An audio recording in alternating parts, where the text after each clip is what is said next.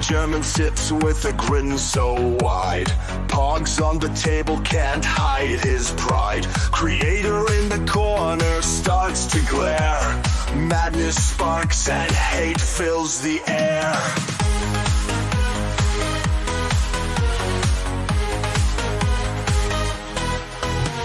Stack 'em high, a tower of luck. Germans winning, it feels like pluck. Alice Matt's fury, a brewing storm. Visions of pogs in every form.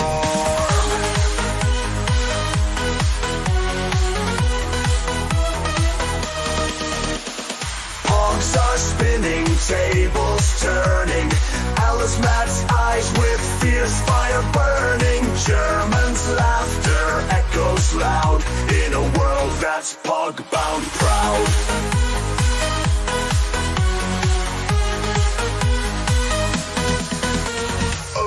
Matt sees and he's mad insane. Eyes on fire, can't take the strain. Pogs and pieces drive him to pain. His patience snapping like an old chain.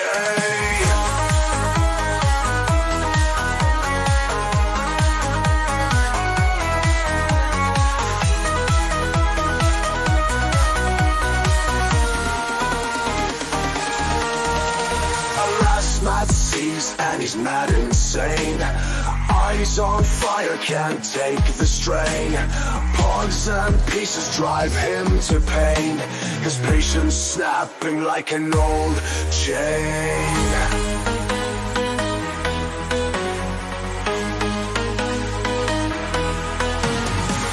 Du bist nie gewinnen, Entenmann. Du bist nie gewinnen, Entenmann. Alas, mud fumes can't take no more. Pogs and slammers hit the floor. It's not about the game you see. It's about what fun could be. Du bist nie gewinnen, Entenmann. Du bist nie gewinnen, Entenmann. Du bist nie gewinnen, Entenmann. Du bist nie gewinnen, Entenmann.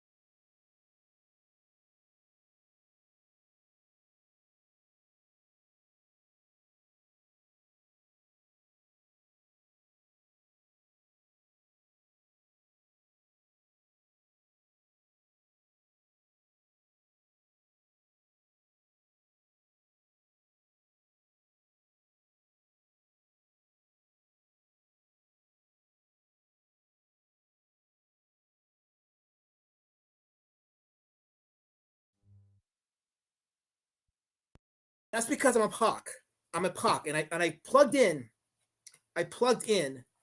the mic cord onto my phone. So yes, all racism now is all warranted and it's all merited. So yes, if you have a racist thought against me, to not right now is the time to let it out because it's warranted. Because I didn't get the damn cord in place, and now my camera is messed up. No, it's not messed up.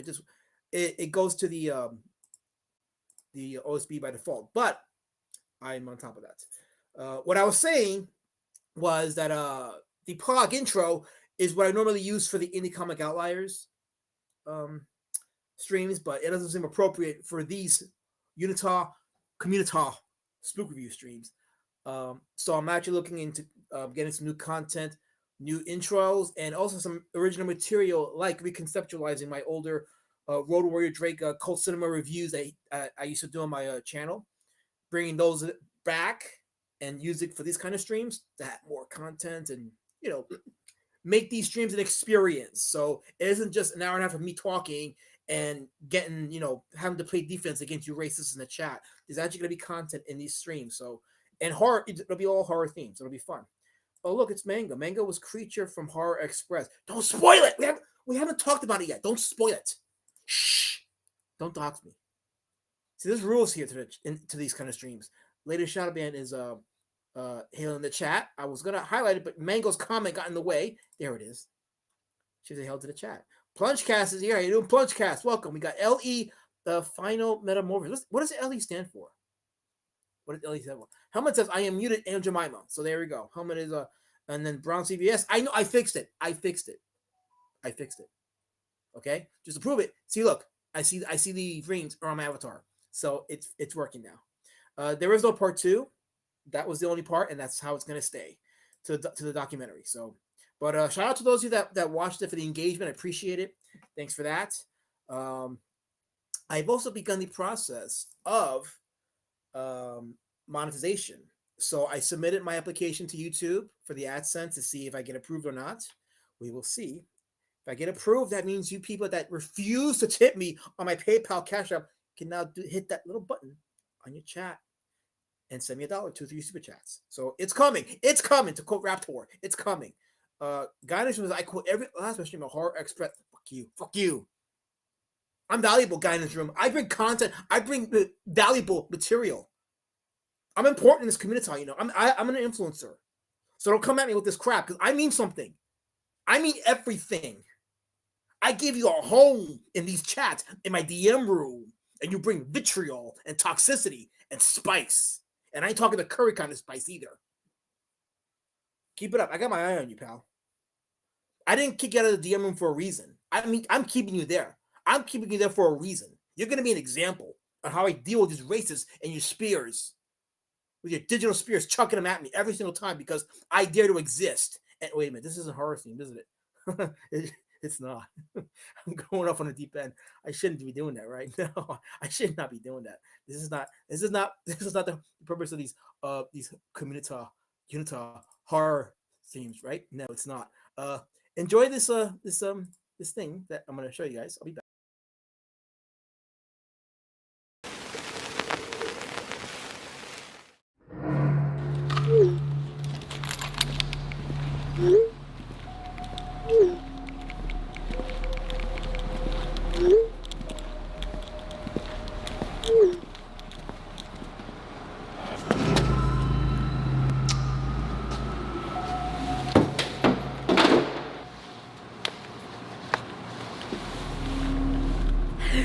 Sometimes you got a hot tool, you get me? Hot tool! Come over here then, girl.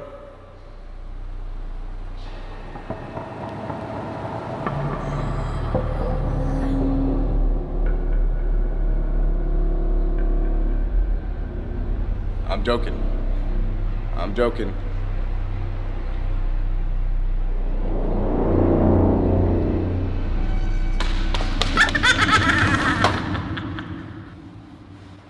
Joking, lady.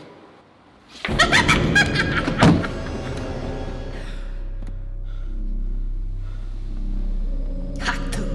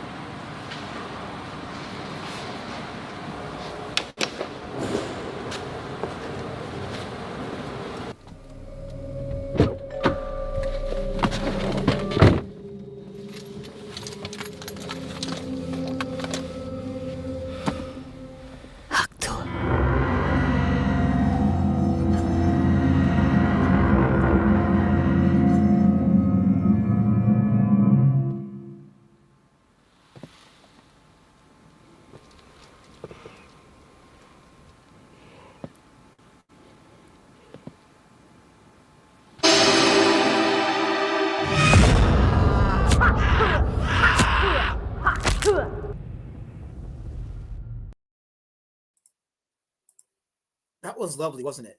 I thought it was lovely. I give you guys all the good stuff. I don't know if you appreciate me. I really don't. But it's okay. It's okay. I forgive you. I forgive you. Anyway, enjoy this little tidbit right here. You guys want to go get some DESSERT? Yeah, dude, I need me a TREAT. What you guys talking about? Yeah, why did you guys just spell dessert? No, shut up! Don't say it. Why? Oh god, how do we tell you this? Simon can't spell. What? He can't spell, so when we talk about something he wants, we spell it out loud so he doesn't get too excited. He's a grown man. He can't handle hearing the word treat. Treat? No treat. Treat? No treat. Treat? No treat. Oh. Okay, what is happening? We told you he gets excited when he hears the word TREAT. What you talking about? Taxes. Oh, shucks. What, so you guys just treat him like a toddler? Treat? No treat. Treat? No treat. Treat? No treat. Oh. Dude, you gotta spell if you're talking about FOOD. Okay, so are we getting an SNACK? Snack? Oh, come on, Oh, man. dude, really? Oh, come on, I spelled it. Well, he knows how to spell snack. So he can spell snack, but he can't spell treat? Treat? No treat. Treat? No treat. Treat? No treat. God damn it! Okay, he's getting fussy. It's time for an NAP. Yeah. What does NAP spell? Party. All right. Yes, I love that intro. It's gonna be one of my regulars here for. Wait, what do you mean? What is this garbage kind of? That was good stuff. That took effort and merit. You know what? You don't deserve me. This community doesn't deserve me. You just have hate and darkness in your heart. But it's okay because my importance will matter. It will matter one day. So I forgive you. I forgive you 100%. Now I imagine that you guys who are in my lovely Discord, the Safe Space Discord, got a chance to see the movie Horror Express from 1972 with Peter Cushing and Christopher Lee. Not order, because Christopher Lee is the top billing, and Peter Cushing has a supporting role. More or less, they're co-stars, you could say. By the way, did you get the Biolenti DVD or Blu-ray from Criterion? I got it. I haven't seen it yet, but I'm gonna make time either tonight or tomorrow to sit down and watch it because I want to check out how Criterion handled it. But Godzilla vs. Biolenti, my favorite of the Heisei Godzilla films, and one of my top 5 favorites. Good evening, Angela Curry. Welcome to the stream. Welcome to the chat. And I have submitted my application to YouTube for monetization. So hopefully I will get the good news soon. If I don't get monetized, so be it. You know, I'm not going to have any hopes. I'm not going to, expect anything because it's you never know with YouTube. So it's okay. I'm good. Would I like to get monetized? Sure. I don't mind getting those super chats, but we'll see what happens. Andrew has not watched it, but after this review, it's not too scary. Well, I can't promise you if you'll be scared or not. It is a very well shot movie, spooky in many instances. It's one of those movies that if you watch at midnight, you could potentially get scared by it. And yeah, it has to be like at midnight. It has to be like you lay down in bed, lights are off, and you turn it on and you're watching it, and then I think you'll get the best effect from this movie. So definitely check it out. But yes, from 1972, Horror Express. It goes by the actual name though of Panic in Trans-Siberian. That's the actual name of the movie. But when it was released in international markets, it was known as Horror Express. So that's the title card for it right there. It's in Spanish because the movie was a Spanish co-production. And it was based off a short novel. And we talked about it last week, but it was based off a short story, Who Goes There, which was the novel that The Thing was inspired by. And although they're different stories, you can see the similarities. You got the creature, the extraterrestrial creature, inhabits bodies, hides amongst the people, and there's a sense of claustrophobia because the entire story takes place in a moving train, and there's really nowhere to go but forward or backwards. So there's not much hiding you can do in a train where you have an extraterrestrial creature. And first, it inhabits the carcass of a prehistoric half ape, half man. And Henry Beavis, just please, Henry, just humor me. Humor me. Pretend you're going to send me one. Don't announce to the world that you're not going to send it to me. Just pretend you are. Just say, I'll send it to you. And then that way, when I close the stream, I can then bitch to the nether that you didn't send it to me and no one will ever know. But not yet to announce it. Why can't you be like my good friend Colin? He says, I have no idea what this film is. Well, you're in my see, Colin, here's the thing. You're in my Discord, right? In my safe space Discord. And I posted the link there. And instead of watching it, you want to put down every day for the rest of these days, racist meme after racist meme. You want to push hatred in my Discord instead of adhering to the term. Well, actually, no, you did adhere because there's a separate room in the Discord for racism and putting, your little memes against me. So I guess I contained it, and you are following those rules. But still, you could have been watching the movie that I posted in the materials for stream room, but you chose not to. So there's no excuse. Yep, that was y'all's homework assignment, was to watch this movie. So when we talk about it, we have something to share for the people that are watching the stream, and something to learn from it, and something to appreciate about it. We all need to follow Henry's example, not the super chat. You know what, guy in this room? I expect that from you, so it's okay. I'm no longer hurt by you, not anymore. Helmut says it's like Murder in the Orient Express with supernatural elements. Yes. Let me. I think Helmut said he wanted to come on the stream. I'll bring my accuser on. So let me go ahead and hold on. I gotta copy the darn link here. Here we go. Add guest. There we go. Copy link. If he wants to come on, I'll send it to him. Because I know you guys rather prefer him than me because you people gotta stick together. So if he comes on, it comes on great. If not, it's okay. But yeah, he says like Murder on the Orient Express elements. Yeah, there's a certain element of mystery and some detective work. So carbon dioxide, D words need not money. Napoleon. Well, I guess he said that. It sounds like something you would say. So yeah, I believe it. Why not? It's about when Eliza was transported in a big cage onto a train, then got loose. No, don't spoil it for him. Let him. He has to see it on his own. Don't you dare spoil it for him. Elasma, Henry is consistent. He never super chats anyone, so consider yourself a part of an elite group. I don't know how I feel about that. I'm already a poor. So I don't need to be reminded every day that I'm a poor. I get reminded every day when I step out and go to work and realize, hey, wait a minute, I had no checks. I just spent it on taxes and bills. So I want to feel important somewhere. Just somewhere. Scrolling down more. Okay, nobody. Okay, so it takes place on a train. So Christopher Lee plays a doctor who recovers the remains of a prehistoric frozen ice ape man. But what happened is this ape man has the entity, an extraterrestrial entity, and you don't realize it's alien until later on in the movie. But it starts out as a whodunit, and like how did this prehistoric fossil come to life? And there's a whole bunch of real characters. Like for example, this character right here, he's like the like a mad monk. He starts off with these like, you must repent. You must come to Christ. You must repel the devil.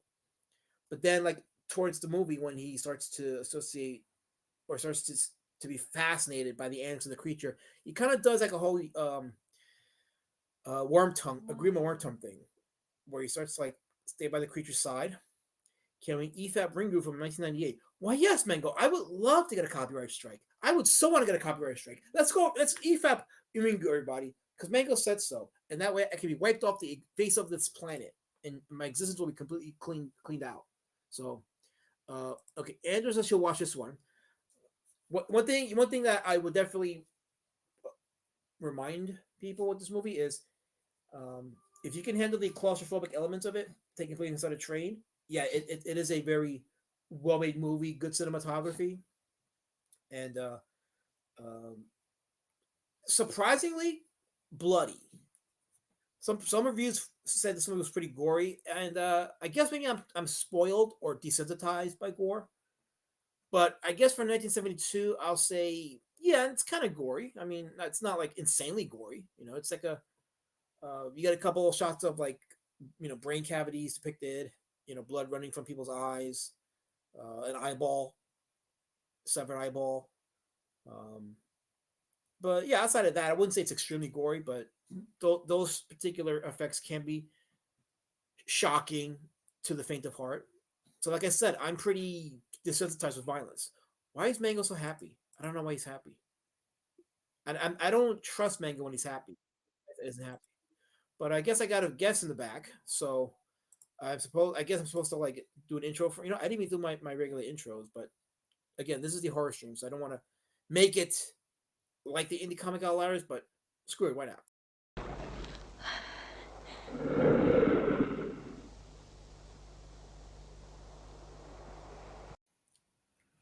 So we have Helmet with us. He's ready to harass me. What do you want, Helmet?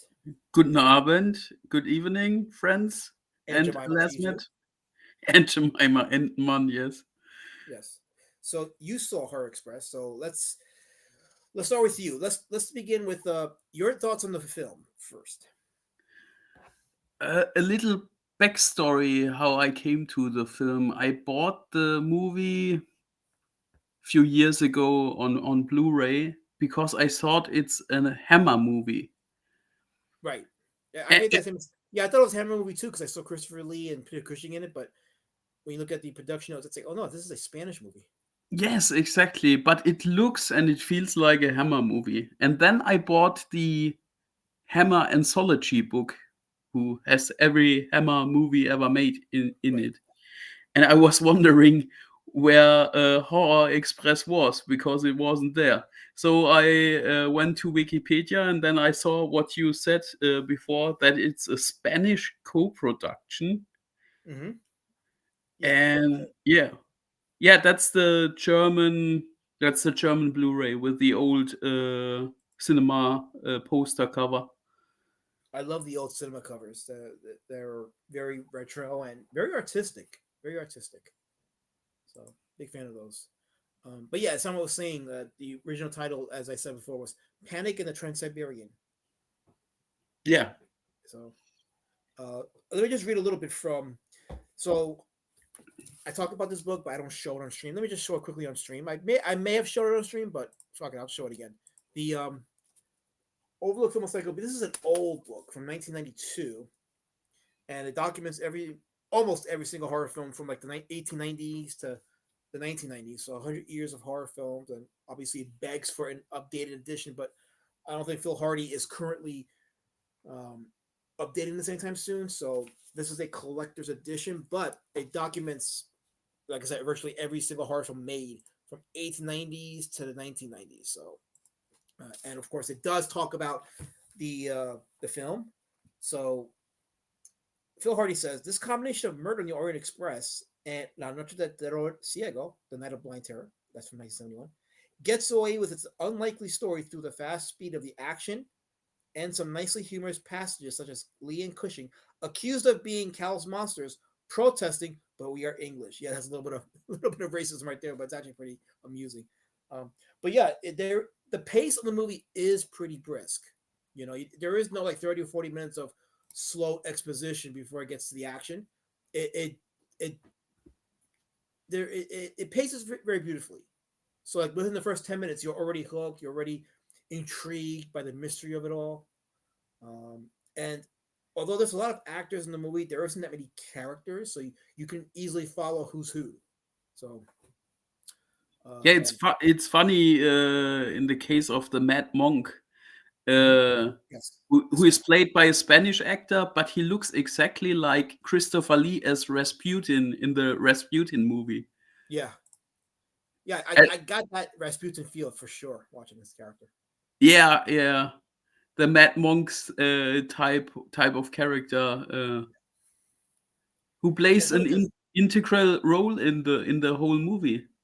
Yeah, and it's funny because you would have thought he would have been a minor role and he would have been like tossed away, but he actually does play he plays a bigger role than you're led to believe. There's a mystery from the beginning, from the first scene where you see him lingering around the basket with the creature in it. Yeah. You know that he's a mysterious character. Yes. And this is a key scene because this is him marking a cross with his chalk, but then they mention later on that the chalk doesn't leave a mark. So they're wondering why. And you later find out that it's because of the entity in the box, which is initially covered in ice.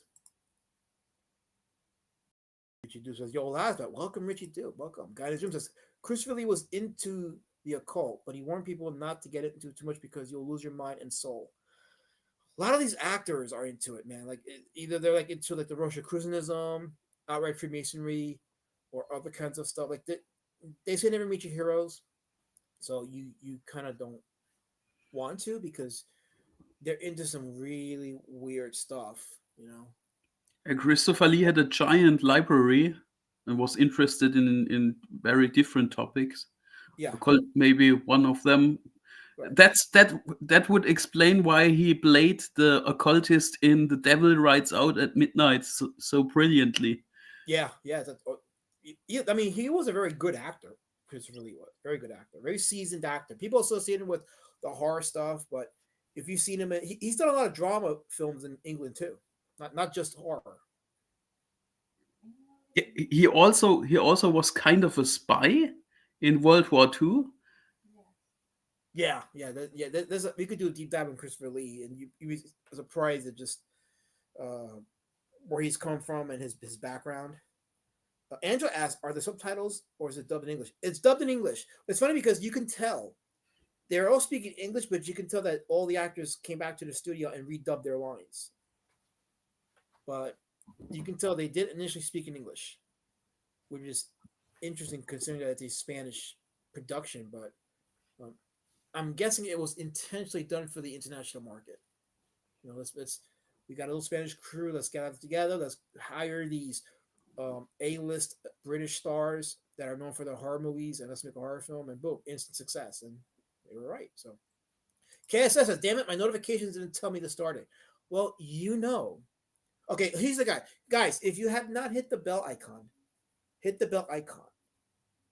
Hit the bell icon. And for those of you on Twitter, I do promote my streams on Twitter at least half an hour before it starts. So you should be, I guess Twitter sucks. I don't know. It's not even Twitter, it's X, but what do I know? But anyway, yeah, just, I guess, try to overcome it. Just know Mondays and Thursdays, 8 o'clock is my times. So I'll do harder to promote it. But yeah, that's my time. Where was I at? Good. There's a story behind the involvement of Christopher Lee and Peter Cushing in that movie. Yes. They first asked Christopher Lee, and he said he wanted Peter Cushing on board, but Peter Cushing's wife died a year before, and he really didn't want to do anything anymore. But he did it because Christopher Lee was a dear friend of him, and they made it together. Yeah, that's funny. Yeah, you know, it just reminded me because in 1974, Peter Cushing did the horror film Legend of the Seven Golden Vampires, which was a co-production between Hammer and Shaw Brothers.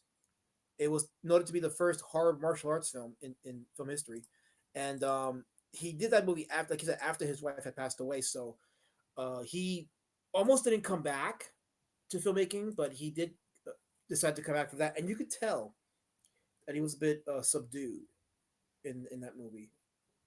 And I've read about that when he came back to filmmaking, he was a different man from after his wife had passed away. You know, and I remember reading about that, and it touched me as me. And if you know me, I often talk about my widowhood, and when I read about stories like that, I resonate with it because I get it. You know, there's so much that you could discuss about widowhood, but not all that can be printed on paper for people to understand.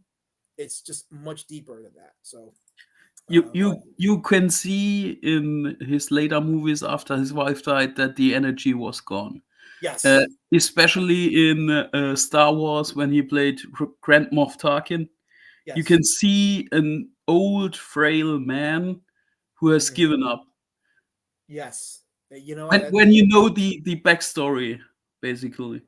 Yeah, I knew some of this with Cushing. I'm sure there's a lot more that I haven't known about it with his personal life towards his later years, but I caught a little bit of this, and I'm like, wow, this makes a lot of sense because you can see in his later years, Cushing did not look healthy. He looked a lot thinner than normal. So, like you said, he was probably just unhappy later in his life, and probably just wanted to be with his wife. And I can totally understand that. Richie Dube says, I watch a lot of old horror stuff on Creature Features channel. I find Tangela intriguing. So they actually did this movie, but it's not on their channel. So I don't know why they took it down, but they did do Horror Express at one point. They probably will do it again because I have noticed they've been redoing some of their older stuff. And but this movie is available on YouTube. You could still catch it. But yeah, I love Creature Features. I sub to their channel. I try to make it to their Friday and Saturday premieres because they're just fun. Interacting with the chat is fun. So, wait, guidance. What does this have to do with the conversation? What does this have to do with the conversation? Nothing. It has nothing to do with the make the screen big. So, Andrew, I found out that if I make the screen big, it tends to twitch. So by making it smaller, the video plays better, and it probably will help me avoid a copyright strike too. So these things will actually work in my favor, and it will help keep the stream going. It'll make it more visually aesthetic than just seeing me on screen for a whole hour and a half. So I have a question for you in the chat. wait, Which movie with Peter Cushing and Christopher Lee together is your favorite movie of them both together in the movie? That's a good question. I remember. Let's see. Because 90% will say it's Dracula. Yeah, no, I was gonna say, like, I thought I enjoyed Cushing, not Cushing. I enjoyed Cushing, not Cushing. Lee. I enjoyed him as the Mummy. I thought he was pretty good as the Mummy. Oh, the Curse of the Mummy. Yeah. Yeah. I enjoyed it when I watched it as a young kid. I did enjoy that movie. My favorite Lee and Cushing movie together is The Hound of the Baskervilles, where Peter Cushing is playing Sherlock Holmes. I haven't seen that movie since I was like 9 years old, because back in New York City, during that time, Channel 9 on Saturday nights would have their Fright Night movie showings every Saturday night, and they show that movie, The Hound of the Baskervilles. But I don't remember much of it other than I watched the first 2 minutes and I was kind of intrigued, but it was late and I ended up falling asleep watching it. But I am not sure I got any suggestions, guys. Is that you're disingenuous? You're disingenuous. So it's not right. Peter Cushing adored his wife. She was famously his world. So that's with a lot of men who get widowed, and you'll see just how much of their identity is robbed, how much of their purpose gets robbed from them. People don't understand that with widowhood, you don't just lose your spouse, you lose your world, your purpose, and your future. You have to start over, a clean reset. That's mentally traumatizing. And I don't talk about it too much about my personal stuff because that's not what I do YouTube for. But I can tell you, it is just horrifying. It's horrific. And that's why some men, and I'm thinking from a man's perspective. I'm not saying it doesn't ring true for women, but from a man's perspective, some older men, when their wives pass, they check out not too long after that. Me, in my case, I'm a younger guy, so there was still so much for me in this world to fulfill, and I'm like, I have to keep going, keep it moving, But with my experiences, I can help relate to other people that have gone through similar, and it helps add to the conversation. Like with Helmet bringing up Peter Cushing and him losing his wife, it's a real tragedy to a man's soul, I can recommend a horror movie who has this kind of topic. Do you know The Changeling from the 1980s? I know of it. I haven't seen it, but I do know of it. Yes. There's George C. Scott in the lead role, and he plays a widower who moves to the land in a Victorian mansion, and there are things happening. But it handles the topic of a widower very well, and George C. Scott is a good lead for that kind of character. And if you are interested in that stuff, I would recommend you watch it. That's one of the good things about doing these streams is now I have a list. I have a reason to really pump out a lot of these horror movies that I haven't seen or haven't seen at all, like The Changeling, for example. So I'm looking forward to it. That'll probably be a discussion at some point. So for sure. Looks like I got some tip money. So thank you. It was who was it? I got to here you go. Great Cloudy sent me $2 on my Cash App. Thank you, Great Cloudy. By the way, I don't know if you heard the announcement, Great Cloudy Day, but I did submit my application to get monetized on YouTube. So if I get approved, then you guys can start sending me super chats. So that means I'll start making $2 a stream. Yeah, Lady Shadow Band, she's a widow too, so everything I'm saying, she totally understands, so she gets it. She loved the remake of The Changeling. Did you ever see the remake of The Changeling? No, only the OG. But that's because I'm a huge George C. Scott fan. In every movie that he's enriching the movies. Like Exorcist 3 is one of my favorite horror movies of the 90s. Or Firestarter with Drew Barrymore, where he plays that asshole from the military. Yes. Kay says, as Peter Cushing and Christopher Lee's The Mummy is a far superior mummy film than the Universal Mummy. Yes. Yes. After seeing both films, I can say that is 100% true. It is a far superior mummy film. It's more horror based. It's just more fun to watch. I enjoyed it. I really did. And I was young when I saw it, so I want to check it out again because I really enjoyed Peter Cushing's role in there, and I thought Christopher Lee did a better job as a mummy in that movie. So maybe after I buy the DVD, I'll probably do a stream on that. But I guess maybe films I want to get into. For me personally, almost everything from Hammer is better than the Universal stuff. With one exception, the Phantom of the Opera, because the Hammer version is not dear to the book. See, that's a good conversation to have now that I think about it, because I don't know if I would say the Hammer Frankenstein film. The Hammer Frankenstein films are good. They were objectively very well made movies. I don't know if I would prefer those over the Universal movies. I haven't seen Curse of the Werewolf yet. I have it, but I'm planning on seeing it. I haven't had a chance to, but I am intrigued by Oliver Reed's performance in that movie, and the makeup seems pretty good there. So you mean the Curse of Sinestro, that werewolf movie from Hammer? The Curse of Sinestro, is that what it's called? In Germany, yeah. Oh, okay. Is there a reason why it's called that? I don't know, Elasman. I have to look in the anthology book to know that. But I don't know where the name comes from. Okay, that's it's an interesting topic to look into. But overall, like outside of the Frankenstein films, I would say like the vampire film, like the Dracula films from Hammer, are far better than Universal's. Mummy films by far better than Universal's. Maybe after I see the Curse of the Werewolf, maybe I'll have that same opinion too. That it's better than the Wolfman or even Werewolf in London. But I still love the Frankenstein movies because they're just so beautifully shot, and they encompass far more of the horror sci-fi elements of Universal than any of their other movies. But that's an interesting conversation to have down the road. I would say the Universal Frankenstein one is a pure OG one with with the best story, and the Hammer Frankenstein movies spun the story wider.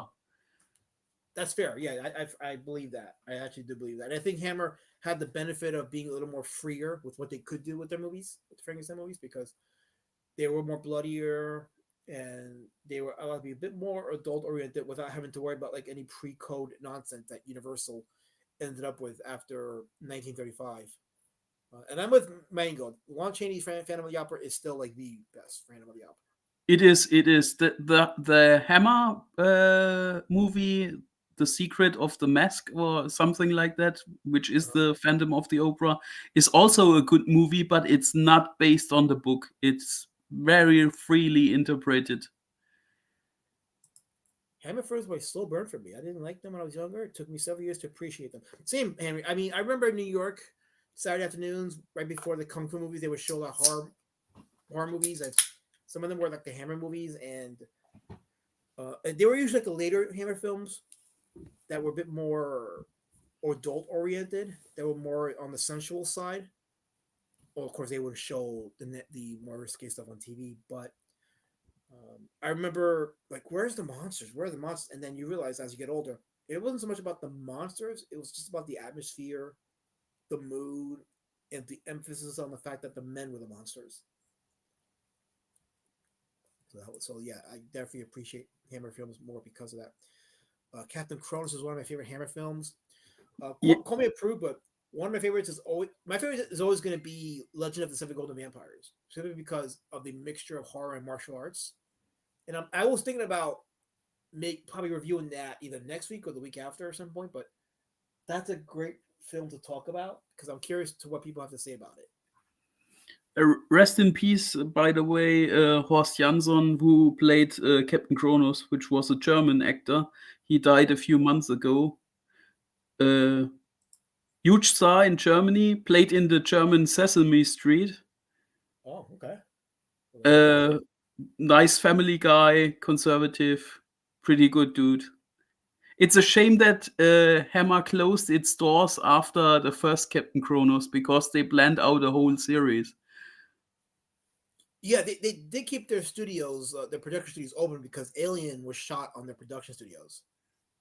Yeah, yeah. Yeah. So, KSS says the 1970s Hammer movies are fun. The Hays Code came to an end in 1968, and filmmakers were like, "Let's hire Playboy playmates." Yeah, exactly. That's what it seemed like. It seemed like they were just hiring lesbian porn stars for those movies. Um, whether it was to the film's detriment or not is up to you, but that's what it felt like.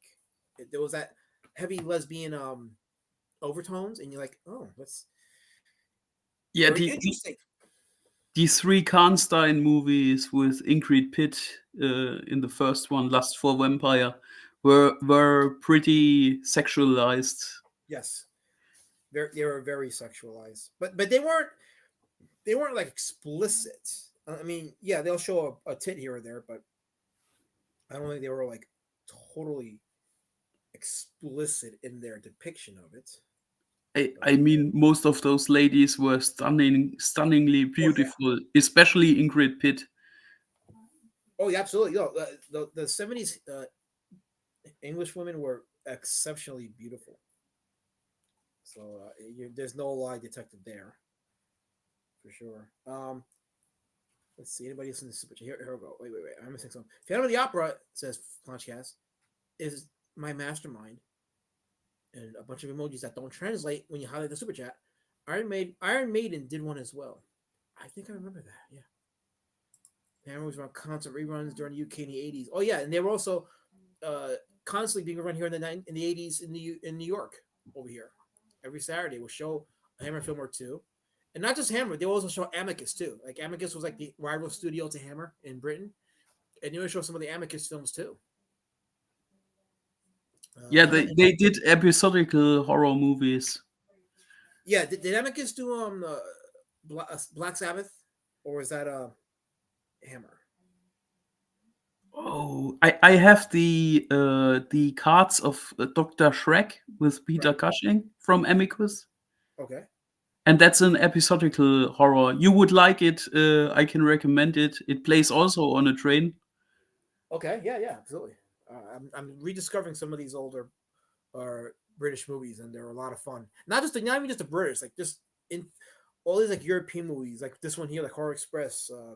This was, and if you are a fan of Hammer films, you will love Horror Express. It actually has like the soul of Hammer, but it is uniquely Spanish in its presentation, but you could sense the spirit of Hammer in this movie, not just because of Christopher Lee and Peter Cushing, but just the tension and some of the cinematography just skews the older Hammer films. Believe it or not, guy in this room, there's none of that in this movie. So I hope you're happy. There's none of that. Mango says lesbian porn stars were best in 70s movies and Karstein franchise. I have a feeling that if I Google that, it would not be a good thing. So I won't Google it. I don't know if it were porn stars. I know in the last Karnstein movies there were twins, and they were playmate centerfolds, but no porn stars. Tales from the Crypt with Joan Collins. Yeah. They did there was Tales from the Crypt. There was Trilogy of Terror British with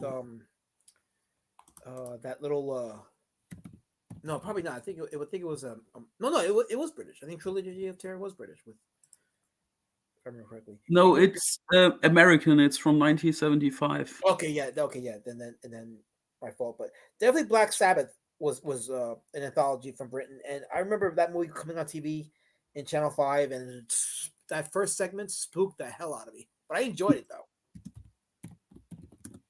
And, we may have to do that some point down the road too.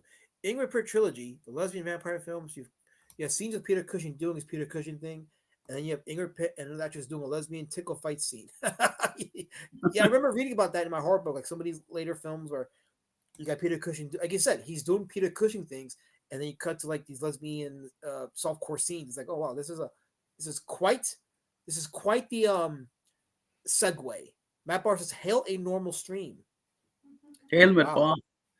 So if I'm normal, I mean, get this. If I'm normal, that means that the rest of the communitah is fucked. What do you think?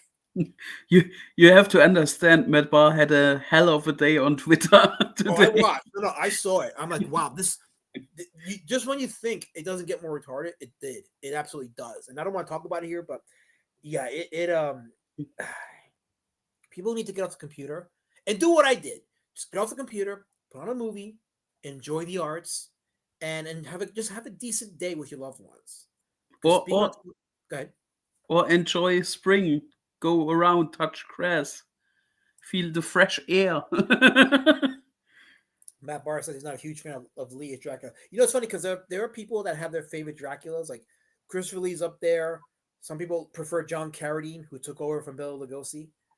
And Carradine was pretty good. Carradine was iconic as Dracula because he didn't just do Universal's Dracula, but he did Dracula in quite a few other films in other countries, including in Spain. With I think Jess Franco may have done a Dracula film with John Carradine as Dracula. So Carradine has played Dracula in quite a few films, but yeah, there's no like one definitive Dracula. I think There's only one Dracula actor for me that sucks ass. And that's a shame because I love the actor. He was great as Skeletor in the Masters of the Universe movies. Oh, Frank But Langella. yeah, Frank Langella is not a good Dracula. I'm sorry. Yeah, you know what? That movie. It's funny because that movie wasn't meant to.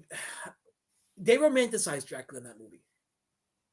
That's what it is. They kind of romanticize him. So like when you look at the Francis Ford Coppola's Dracula, and people see how he was romanticized in that, but that was balanced with a little gore, with a little monster action.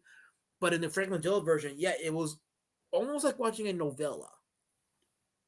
Kind of. It looked like looked like Frank Langella wore a wig the whole movie.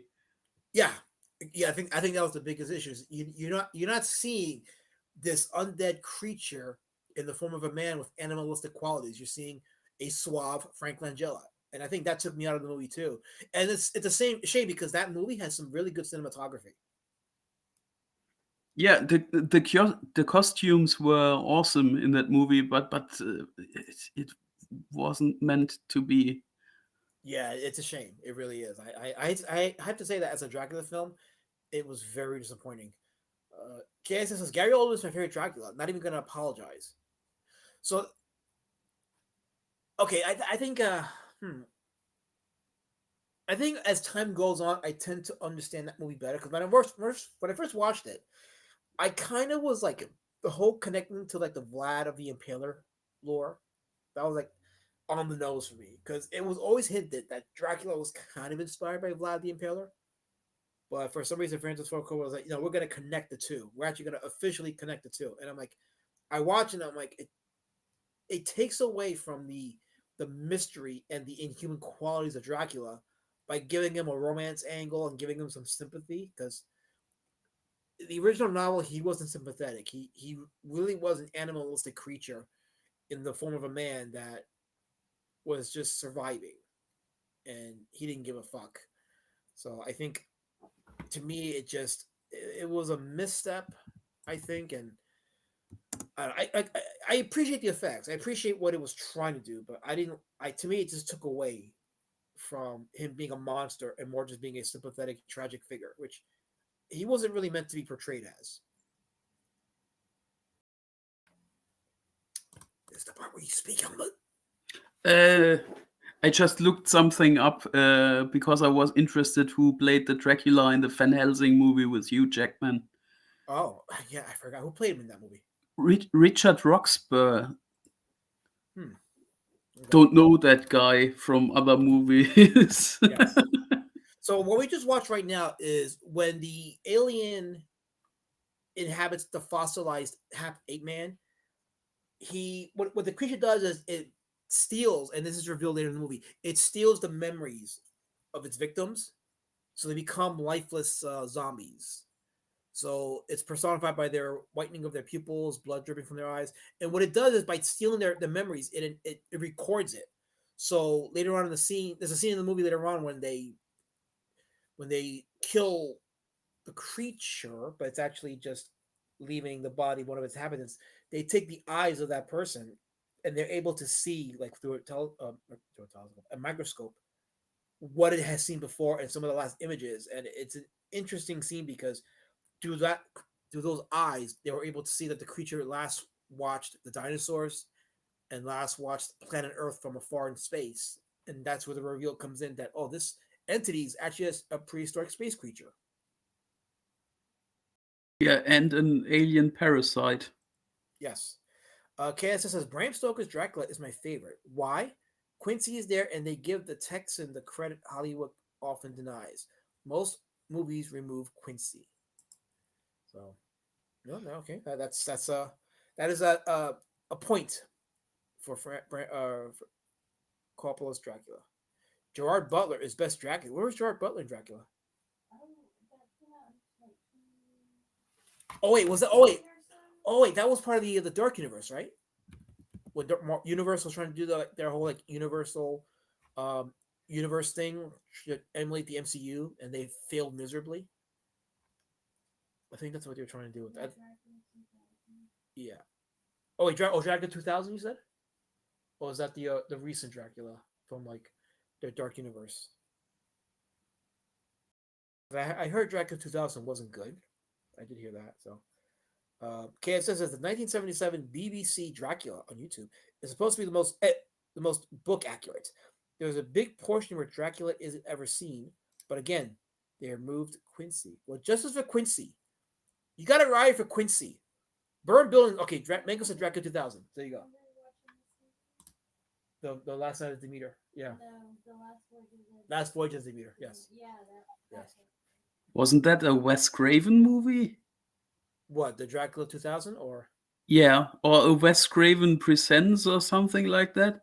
It may have been a Wes Craven Presents because I don't think he directed that.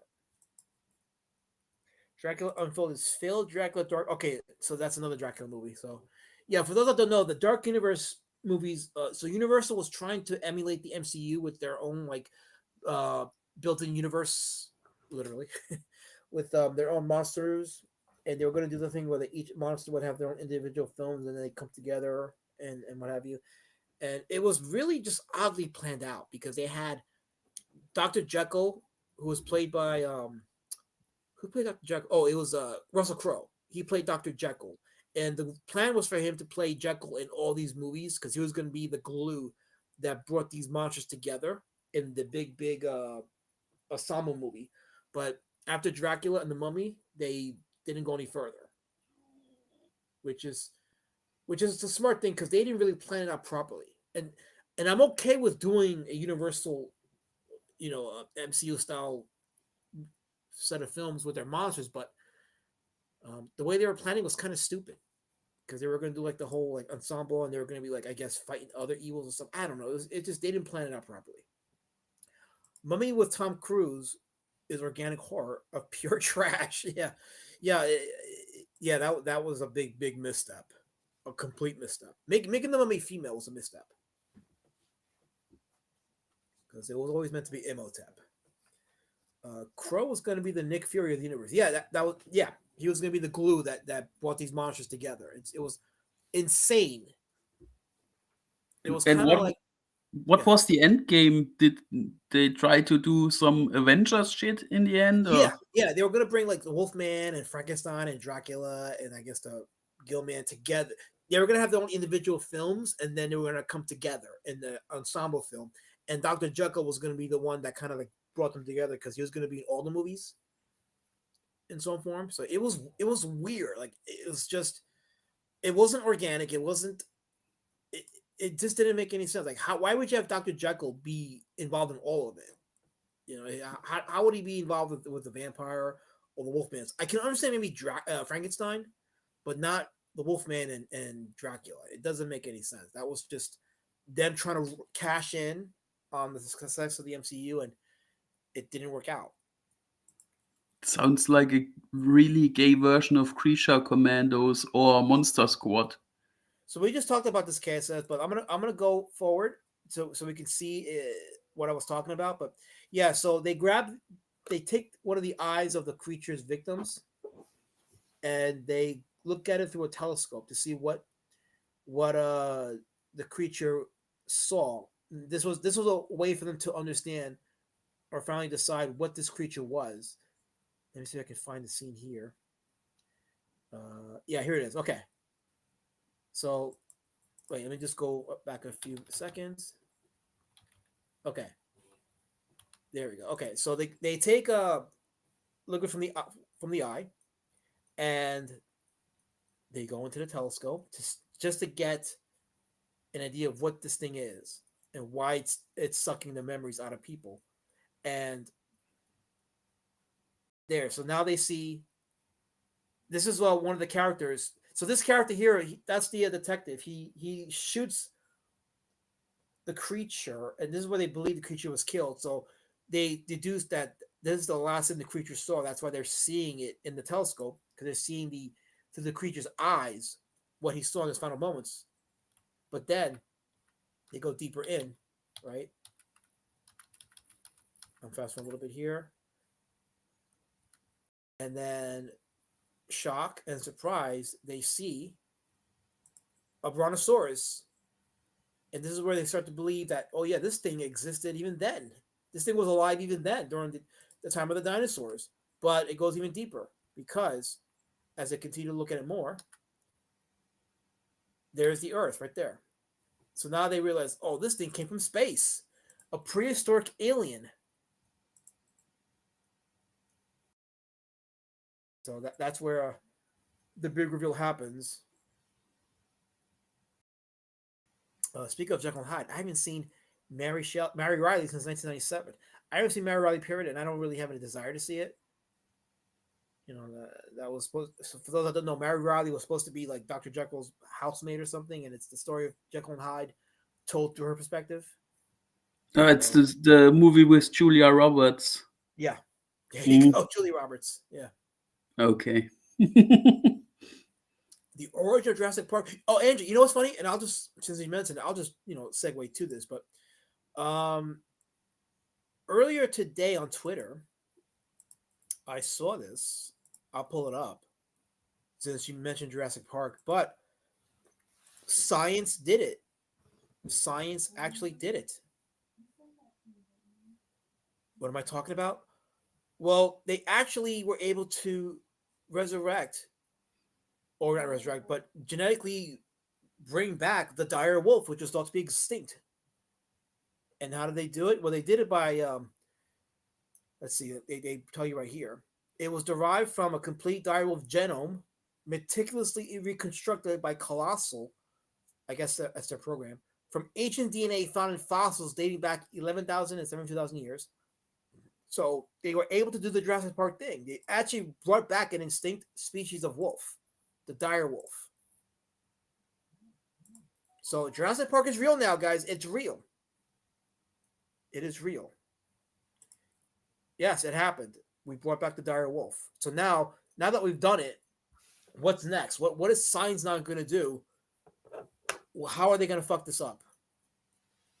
Aren't they already working on Hool mammoths? They probably are, because they have found an actual preserved woolly mammoth in Siberia about 100 years ago. So that definitely could be a thing. But the ecosystem is what it is. Why would you? I don't think tampering with the ecosystem is a good idea. I really don't. Like, yeah, it seems romantic to bring back these animals that were extinct, but like Jeff Goldblum said, nature selected them for extinction. The ecosystem is what it is for a reason, and you start bringing back certain species, it may disrupt the ecosystem and cause chaos. Telly Savalas was great for Brooklyn. Yeah, you know what's funny is that Telly Savalas was top, not top build, but he was third build in the Horror Express. But his role, shockingly, was pretty small. He has a significant role in the movie, but let me see if I can find him here. It's a significant role, but it is relatively small compared to like the rest of the actors in the movie. And there he is, right there. And it was refreshing to see him or hear him in a sea of accents to hear his American accent. So I have to say it was refreshing to see him. But if you're a Telly Savalas fan, you may appreciate his role, but don't expect a humongous outing in his character. Does this mean we can get actual legit raptor from a raptor coin from a real raptor? It'll probably fulfill more quicker than he would. Yes, they are doing mammoths, I hear, and that'll be interesting. But I don't. Here's the thing: I don't know if the climate is conducive for mammoths. Like, if they do it, are they going to keep them like in icy climates? Are they gonna commit to that? Because some of the big icy climates are in Russia right now, and I don't and Antarctica too. But are there any? Is there any way for mammoths to survive out there with their food and all that stuff? I haven't thought about that. That's why they should just leave things be. Splice wolf genes with human. It's time. No, it's not. We can't do that. Although some people might be into that for reasons I won't discuss. But no, we don't want to do that. Next step, two-headed dire wolf. It's coming. It's coming, Michael. You know it's coming. It absolutely is coming. What if they go extinct again anyway? Well, you know what? That may happen simply because they haven't figured out what their actual environmental, you know, what is the proper environment for these creatures, and can they thrive? Do they know what they'll eat, and do they know what kind of climate they'll thrive in? These are things that fossils don't tell the whole story. Fossils cannot tell you. It's funny because this film had fossils, so we're kind of going back to Horror Express. But fossils do not tell you. They can't tell you if a creature gave birth to children. Number one, it doesn't tell you how it died or how long it lived, and you don't know if one of the big misconceptions of fossils. And I don't want to get in trouble with a lot of evolutionists here, but this notion that a fossil just stayed in one place for millions of years is impossible because weather conditions apply. Other scavengers will come and mess with the fossils. So just because you found a fossil in one spot doesn't mean it was there for quote unquote millions of years. But that's critical thinking. They don't allow that in evolutionary circles. Yul Brynner was too busy for Horror Express. He was probably busy shooting martial art movies. So, but I think he would have been good for this. Or movie. Westworld. Yes, Westworld. Yeah, he was doing Westworld too. That was one of his nominal films. Scroll down more. Let's see. I knew a guy who worked in the movie industry. He learned to play backgammon from Yul Brynner. So they're doing Yul Brynner talk because Telly Savalas is bald, just like Yul Brynner. Guys, that's pretty insulting and racist. Please, can we have a more tolerant, open conversation and not delve into baldism because of one guy who's bald may look like the other guy, and that's not right. You know, I'll get the spears chucked at me, but don't chuck them at Telly Savalas. He's his own man, okay? He's an individual. Stop it. Stop it right now. Be like Metal Movies and Brewskis. He likes his movie. The movie rocks, he says. It is a good movie. I watched it. Yeah. Yes, I watched it earlier today, and I was like, man, this is pretty good. Like, this is very atmospheric, very well shot. Pacing is good. Not a boring movie by any stretch of the imagination. On a scale of 5, I'd give it a 4. I think it is a very good movie, and it's a great movie to have in your collection if you like horror films. I'm assuming that's what he was talking about. This movie does rock, he says. KSS does, yes. I like Rasputin. Oh, he's talking about the monk in the movie. We call him Rasputin because he does evoke it. See, Lady Shadowban even liked it. She did. She watched it with me. She enjoyed it, and she was into it. And I had that conversation with her about where it came from. Because we were watching Stranger Things this week. We actually got to see the entire first season. I have not seen Stranger Things until this week. And I watched it with Lady Shadowban, and I enjoyed it. I'm looking forward to season 2 when I watch it. But there's a scene in Stranger Things where they're watching the 1982 Thing, and Lady Shadowban was watching, and she's like, "Ooh!" And I told her where it came from. So I'm like, "We're gonna have to watch that movie." The Thing. But The Thing was inspired by the novel Who Goes There, and that novel also inspired Horror Express, aka Panic in the Trans-Siberian. The similarities, as I said earlier, they take place in a claustrophobic environment, an extraterrestrial creature inhabiting bodies. That whole like who is real, who isn't.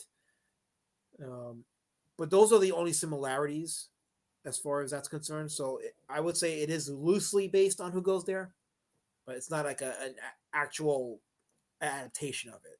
But it has the same skeletal structure in terms of like what the story's about.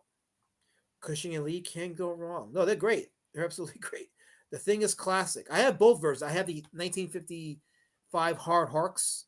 Let me say it right. Howard Hawks Thing, and of course the John Carpenter version. Both films are pretty good. Both films are great, but I am more. I tend to favor the John Carpenter version for obvious reasons. But they're both great movies. They both offer their own thrills. So, Meta Movies and Brewski says, I'm on season 4. I got to finish The Bondsman and DMC first. Yeah, so I tuned in to Stranger Things at a good time because they're finishing up season 5 now. So I'll get to see the entire series without having to wait. So that's awesome. So that'll be cool. I will never watch The Thing, never ever. So that's a harsh statement from Angela Curry, but Funny that you say that, Angela. One of my ex-girlfriends developed a husky phobia because of that movie, and never watched it again. Yeah, yeah. The scene with the dog is kind of tough to watch, but over the years, like I've gotten desensitized to it, and I just appreciate the movie for what it is. So, but yeah, if you like huskies, I don't know what your feelings will be on that one scene, but The Thing. Yes. Yeah, but Lady Chapman has 2 huskies. KS says John Carpenter's The Thing is a masterpiece, a must-watch every Halloween. Oh, it is definitely a must-watch. Absolutely. So, don't tell Andrew Curry to leave, guy. You leave. You leave. You know why? Because Andrew's nice to me, and you're horrific to me. You would have my DM rooms, you would have my Discord, and you said such toxic, vitriolic things to me.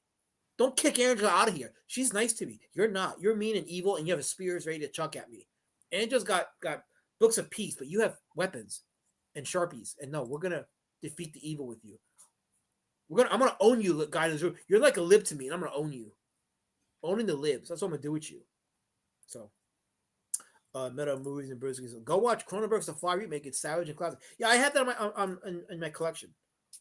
Cronenberg's The Fly is a masterpiece. It is just it's a film that to me, like RoboCop, you watch it and it still just has something new whenever I watch it.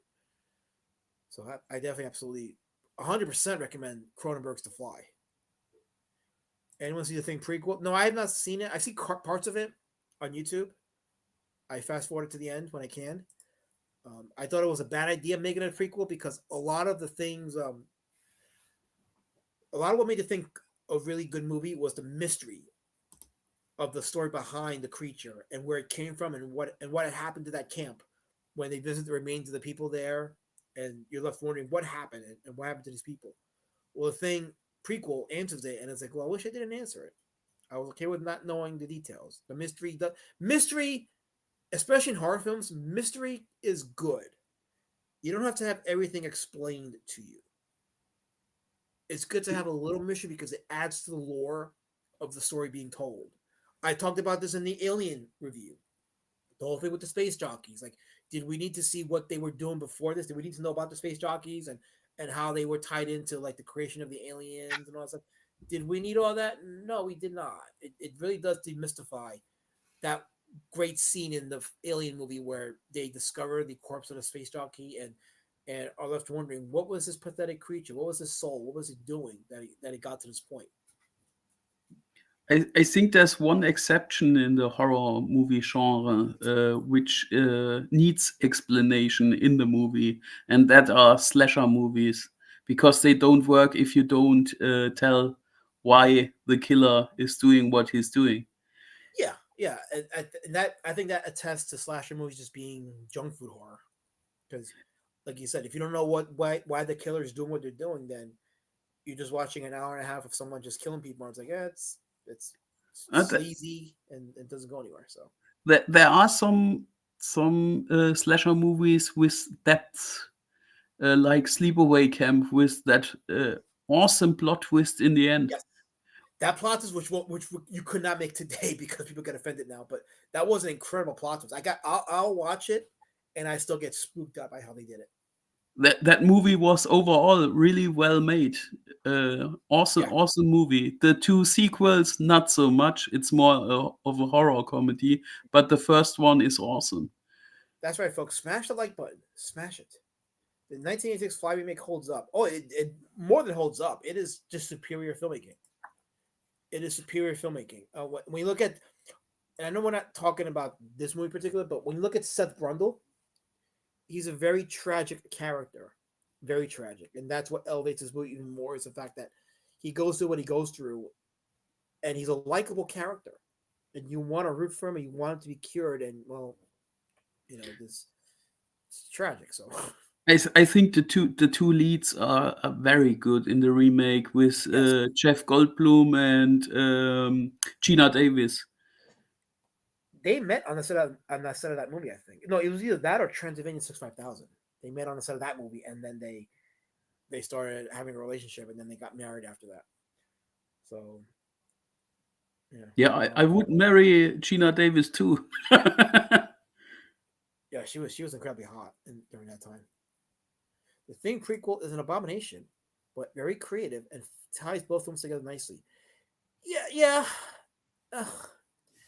I mean, the ending of the prequel does tie into the first film, but I'm like, I I was good with having a mystery in the Thing.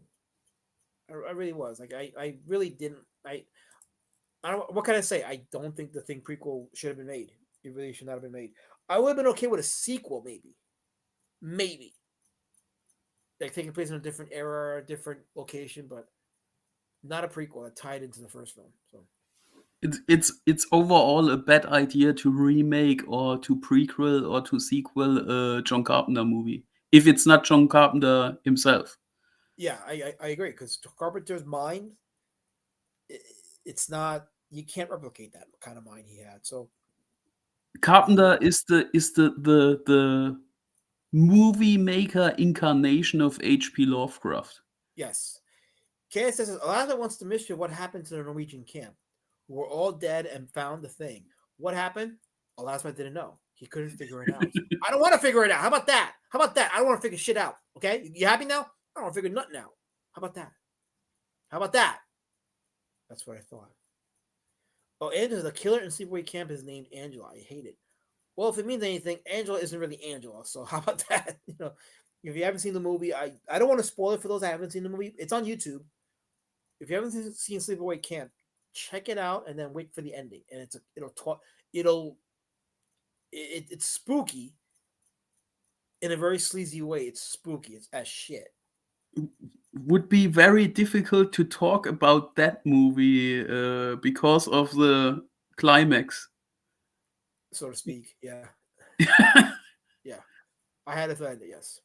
Yeah, but Angela, don't feel bad. Just look into Felissa Rose, how she looks today. She's an awesomely beautiful woman. Oh wait, we have an SJW alert. SJW alert. There we go, guys. Yes, I've exposed you. You're an SJW guy in his room. We finally exposed you. See, guys, They are I'm everywhere. not the bad guy, Helmet. You saw that, right? I think the a guy in his room is our Discord, the thing. He's something for sure. He's something for sure. So back to Horror Express. So after the creature starts not resurrecting, but he brings back to life all the kills. And let me go press play for a second. And then he brings them back in zombie form. And then you have a train full of zombies going after people. Talk about not this scene, but I talking too much, and I wanted to show some clips of the movies. Thankfully, there we go. This is a great shot right here. That's a creature when it inhabits a person. Very spooky shots there. And again, this is a great midnight movie. And I won't spoil the ending, but you definitely should check it out. I recommend this movie. You guys are talking about. Okay, we bring up Sleepaway Camp in the chat. You guys can turn back away from it because we're back to Horror Express. Back to Horror Express. Mugen One says, "Hail, last Matt. Hail Mugen One. Welcome to the stream. Welcome to the stream."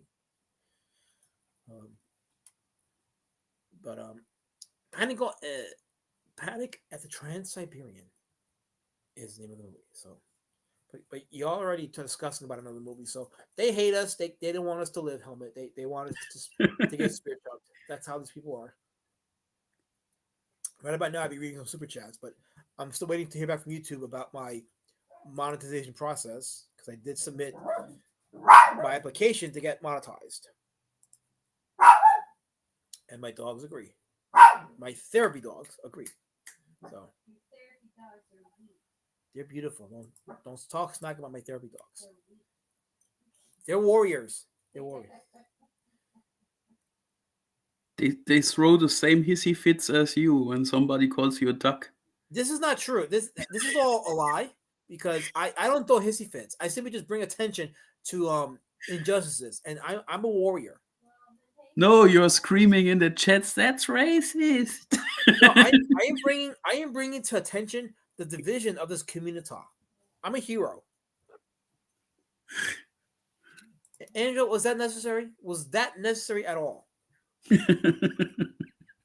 Just because I make 2 books. Oh, by the way, B Says and Rotary Drake is currently in the printers right now. Oh, So yes, it is in the printers right now. So I should have at the very least, the ash can should be printed by the end of this week, and then next week I should have the book, the graphic novel in both the trade paperback and the hardcover ready for fulfillment, and then the manga will be next. So Beasts and Roto Drake is currently being printed right now, and I'm excited about it. I'm very excited about it. when did you ship the first one? That one was shipped in the spring or the summer of 2021, I believe. No, So- 2021, yes. Just to tell the people how good of a comic book artist and printing genius you are, you managed to get 2 books out in the time where Rainbow the Brood hasn't even developed to anything. Well, if you want to count the coloring books and the Ash Camp from the first campaign, I have, with these books that I'm doing right now, I will have put out a total of 5 books. 5 books in the span that took 1 book to get made. Yeah, but that 1 book hasn't even materialized if we are talking about Rainbow the Brood. Yeah, it has. Yeah, exactly. Yeah, no, it has.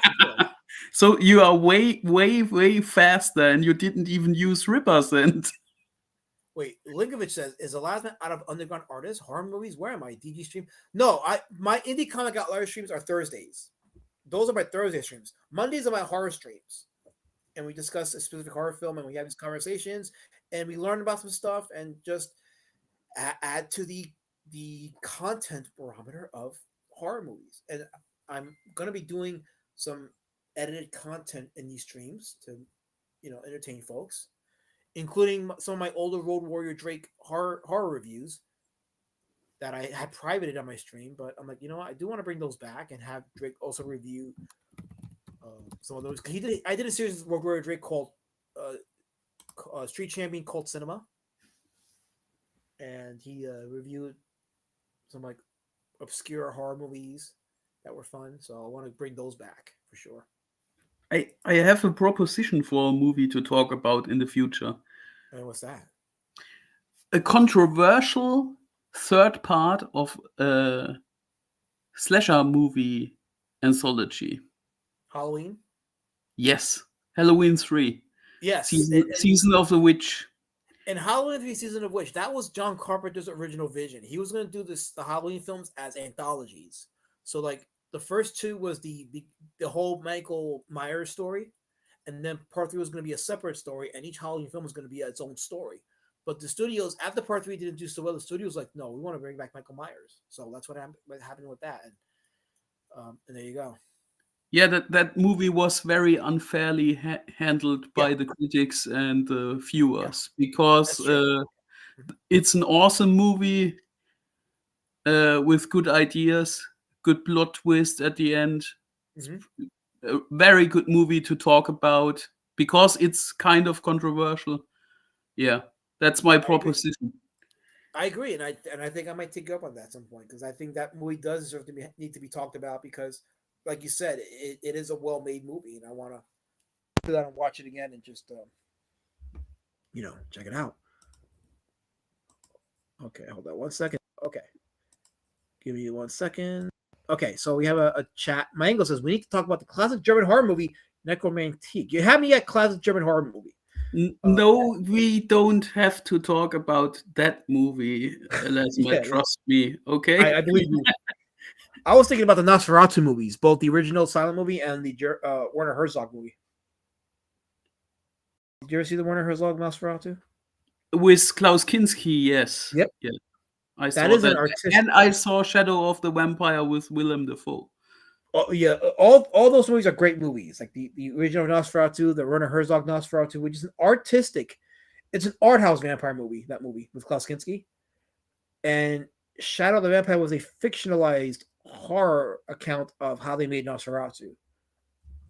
So that was a fun movie when I watched it, and that was back then. They made that movie back then when they didn't have any information on Max Schreck, the actor who played Nosferatu, and that was when they had these like. What are they called? There were these like urban legends about Max Schreck not even being a real person, that it was just a stage name, and they never knew who the real person that played Nosferatu was. But in the years since, they have come out with like actual biographical information for Max Schreck. But Shadow of the Vampire was made to capitalize on the mystery of the actor who played Nosferatu, and they went with the idea that he was a real vampire. So. Yeah, it came from his surname, because Schreck is the German name for fright. Yes. Or scare, and that was a dubious name for a horror movie actor. Yes. Klaus Kinski once tried to choke the director of his movie, True Legend. Yeah, that was Werner Herzog. Werner Herzog, yeah. Yes, and Herzog talked about that. What movie was it? Was it A Gear Wrath of God, or was it a different movie? It was when they did in Brazil Fitzcarraldo. Fitzcarraldo, okay. Yeah, that makes Or sense. Agir, God's Wrath. I don't know. One of those two movies. And the indigenous people offered Werner Herzog to kill Klaus Kinski. Yes. yes. and Herzog said he considered it too. Yeah, because he was such a pest back then. Yes. By the way, I recommend watching the documentary My Best Fiend. That was Werner Herzog's documentary about his making of his films with Klaus Kinski, and fascinating movie, because he talks about as much as he hated Klaus Kinski, he also adored having him around, because he knew that without Kinski, his movies wouldn't have been as great as they are today. Yeah, Kinski was awesome in different roles and different genres. He was awesome in Italian Western. Yeah. He was awesome in war movies. He was awesome in horror movies. And I can recommend a pretty good B-horror movie with him in the lead. It's called Crawl Space. Okay. That's an awesome movie where he plays a serial killer in a house full of traps. It's awesome. I can recommend it not enough.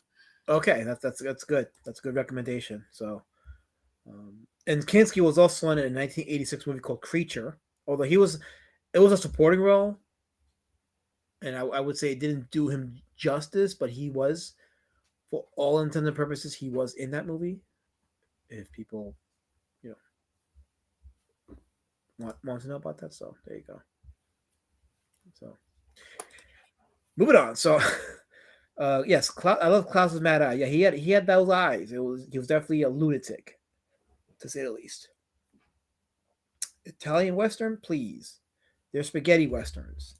Oh, I didn't know you guys in America know the terminus because it's called spaghetti westerns here in Germany. Yeah, we call them here that. We call them that too. And I listen, I love, I'm not a fan for Westerns, but I love the Man with No Name trilogy. And I think part of it is because being shot in Italy, there's that charm of it there. There's that Italian charm of like you got those Western scenes taking place in clearly Italian locales, but it's part of the charm. Yeah, it's also those westerns are filled with symbolism, Christian mythology, analogies, and stuff like that. It's so deep. Yeah. It's awesome. One of my favorite genres besides 80s horror movies. Yeah. And these are just like shots from Horror Express.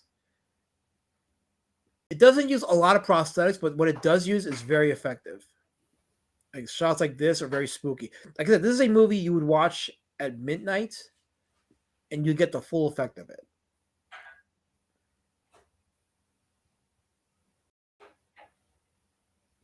If you call Italian Westerns spaghetti Westerns, what do you call Spanish horror films? Taco Terrors, maybe? Tapas terror movies. Maybe it's best we don't come up with a name. I don't know. Probably not a good idea. Chorizo cinema. Oh boy. Well, I'm gonna leave a poll in the chat because I think we had some good ideas for the next possible. If I can just find my link here. Next possible discussion, and like I said, I want to start incorporating more edited content into the streams to make the streams more horror based and just a lot more fun and with theme. And like I said, you guys can have content within content because I don't want to just be doing streams and we talk about nothing. Like these kind of streams that I do between this and the Indie Comic Outliers is meant to have content that you guys can replay over and over again, you know? So I'm gonna put a poll in the chat right now. So we talked about a few movies here, so let's go. Here we go. So that's the Q&A part. That's not what I mean. I need the poll. Start a poll. Here we go. Next week's movie. Let's see. So we're gonna do either Legend of the Seven Golden Vampires, since we're on the topic of Peter Cushing, Halloween 3: Season of the Witch. What else? What else should I add to it? Maybe really Sleepaway Camp. Yeah, I was thinking that too. Okay, Sleepaway Camp. So these are the three movies. So we'll do Legend of the Seven Golden Vampires, Sleepaway Camp, or Halloween 3: Season of the Witch. There we go. Polls in the chat, guys. Vote, and let's see what next week's movie is going to be. Guys, I think Prince of Darkness will be a good one too. Yeah, we'll there's plenty of options, and I think the way these streams are going, we're going to be doing this for a while, and I'm looking forward to it. Jose's Horror. Is that your spaghetti westerns for Jose's Horror? Damn it, KSS, damn it. That's an awesome name. I should see if there's any anniversary of movies coming out. I was just told we should probably check for any anniversaries of movies coming out. So like we're 2025. I know that Bride of Frankenstein came out 90 years ago. So Bride of Frankenstein is going to be 90 years this year. Think about that. It's insane. So I'll probably look at that. Look at the date of that movie when it came out, and then maybe do an Indie Comic Out, like a spooky Unitah horror stream on that movie. No, Cat, we're not doing a 1982 space. I finally figured out what she was talking about with that. I was like, what is she even 1982 space movie? I don't get it. But now I finally figured it out. I'm like, no, we're not doing that. That'll be a separate stream, but no. Carol is evil. She made me type that movie name in your X. Finally figured out she was evil? I've been telling you for the longest time. Yeah, it's a 50-50 thing with Carol. 50% nice, 50% evil. KS says, I told you, you don't need a phone to access Discord. You can go on your browser and access it there. I don't have Discord on my phone. I don't need... You realize if I have Discord on my phone, I'd never sleep? because the notifications would never stop. It would never stop. So just go and do the thing where you just go on your browser. And for those that have not joined my Discord yet, who should be in my Discord because I bring peace and communitah and love. Give me. I thought I copied the link. I did not. Cause I'm a boomer. There we go. Copy. And there we go. Damn it! That's not it. Why is it not doing it? Hold on. There we go. Let me see. Try it again. There. No, it's not doing it. It keeps pasting. Okay. There we go. Copy. Let's try it for the win. For the win. There we go. Okay. There is a link to the Discord. The communitah, the safe space, as I call it. It is my safe space away from you harassers and racists, where I can be me, where I'm allowed to thrive and grow as a man. Spoiler, it's not. Angela says she won't be here with sleep. Then Andrew, you got to vote. Vote for the other two then. If you don't want to sleepaway camp. So sleepaway camp brings 20 DEI points from YouTube.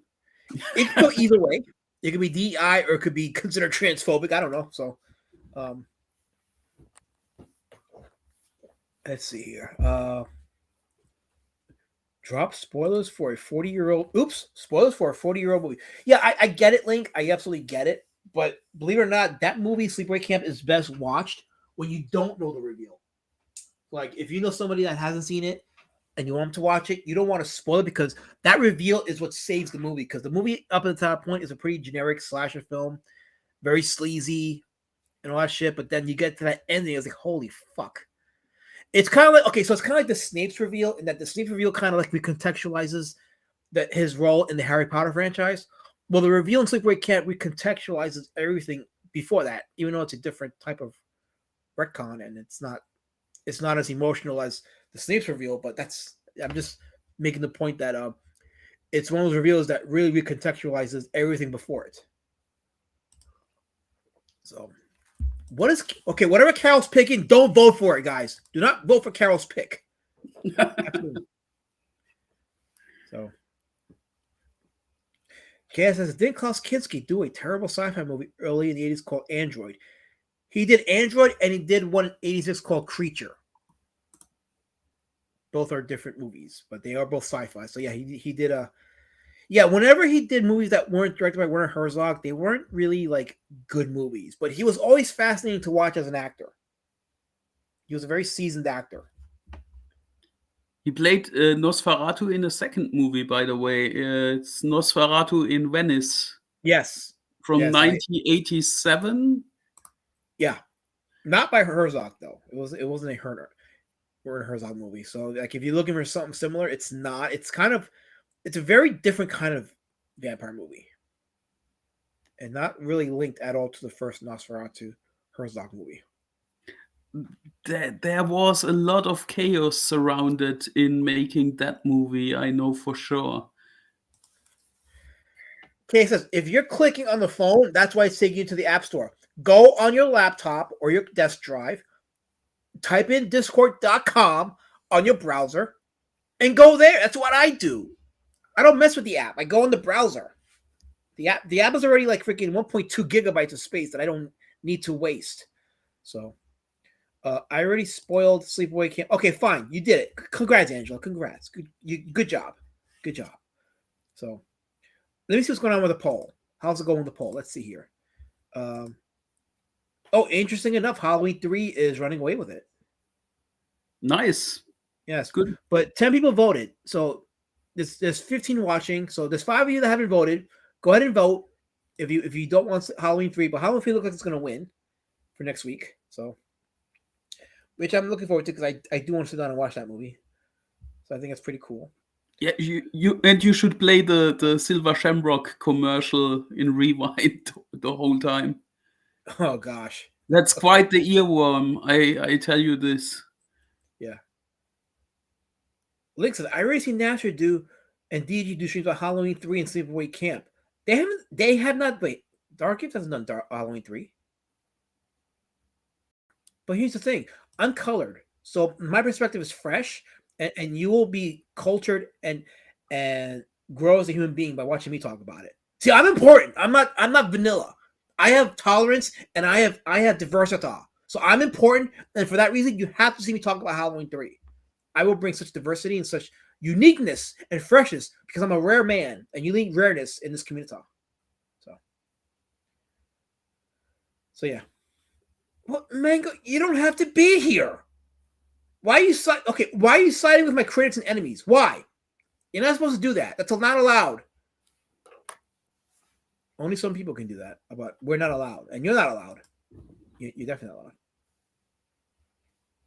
And this is see, Carol. I don't care what you do. My Discord will always be a safe space. Always be Tim. You know what, Tim?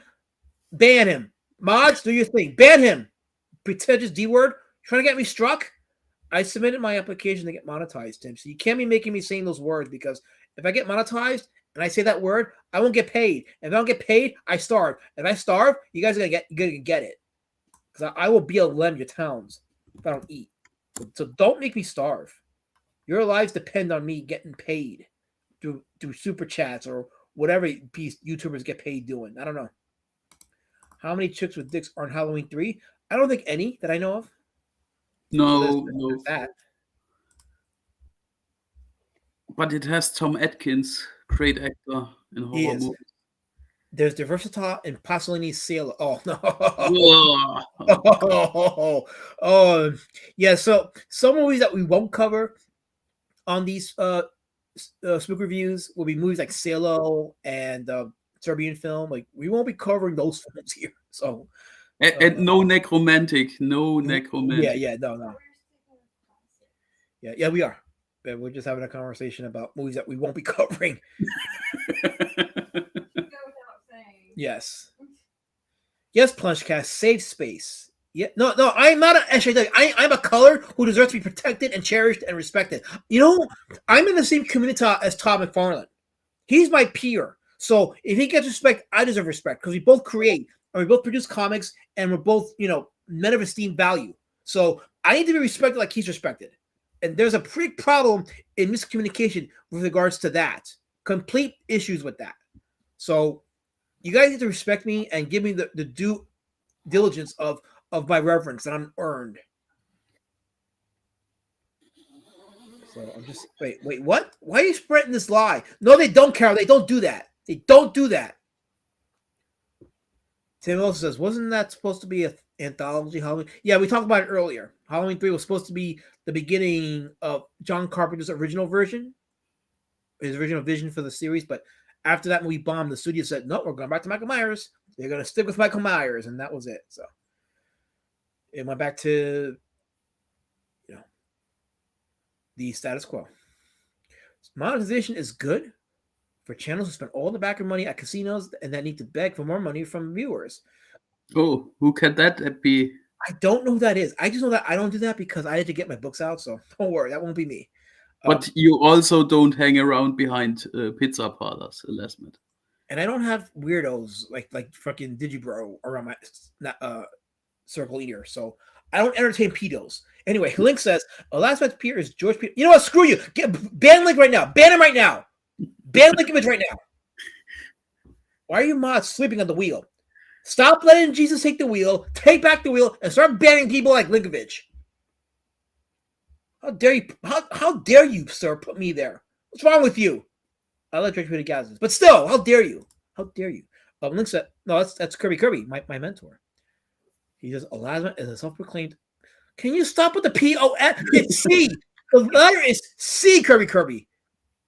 C as in children. C as in cat. C as in colored. Because I'm a person of color. Why are you laughing? He's clearly insulting me. This is not right. Now, Kaz is having boomer issues.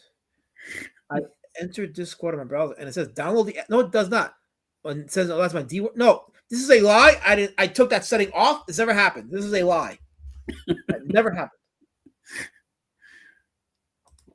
$500 super chat goal. Let's go, last man. Henry. I'm gonna just be upfront. If I get even $5 from this group, I'll be happy. Okay. Expecting even 50 is going to be a hard sell. Okay. Yes. You know, if you send me a super chat with the D word, you have to say it. I was just told that if I get a super chat with the D word, I have to say the D word. I don't know how I feel about that. Well, too bad. I'm not sure. No, Carol, stop. Carol, this is against the terms of service. You guys, the terms of service are clear. You cannot fund terrorism in my chat. It's not doable. Do not fund whatever you do. Do not send $1 to this woman because she's a terrorist. We are a unified communitah here. Don't let Carol disrupt us. For fuck's sake, don't let her disrupt us. See isn't cancerous. See isn't corrupt. You wish, guy. You wish, but I'm alive and I'm strong. And I'm going to persevere. Sorry if that hurts your feelings, but I'm going to persevere. Can we fund Carolism? Tim, you actually typed that. You actually typed that, Tim. You need an intervention like yesterday. Completely. I can't believe he thinks he did a good thing with that. He actually feels good about that. I don't know why he thinks that. Why don't you monetize your channel? I've been talking about all night. I wasn't able to watch the Q&A live because I was busy with family issues. Why don't you make money? Do good with... Okay, Kaysa, I already sent in the application. So I'm waiting to hear back from YouTube about whether or not I get monetized or not. I completed my AdSense app, so now I'm just waiting to hear back from them. They say it'll take about a day, at most, but in some cases it could take longer than that. But they said that usually they get back to you in a day. So by tomorrow, I'll know if I'm officially monetized. And then once I am, you guys can hit that little cute little dollar sign on your chat to send me a super chat because apparently it's too much of a hard work to go and click the PayPal link to open up a browser to send me $1 for coffee that I'm owed. It's fine. I'm not mad about it. So it's okay. All praise to Carolism. We Carolists unite. This is okay. I'm gonna make that part of the no words here in this chat. That is not happening. I'm going to stunt Carolism. It's not gonna happen. It's not gonna happen at all. Mango says, hope we can review the guinea pig. No, we're not gonna do guinea pig either. Oh, That's not God. gonna happen. Yeah. So we're not gonna do like the newer films and especially like those like gory kind of films. Not that I'm against gore, but yeah, the goal is to talk about like some of the older horror films, like the ones that you can go back to and get nostalgic about and really appreciate its technical achievements.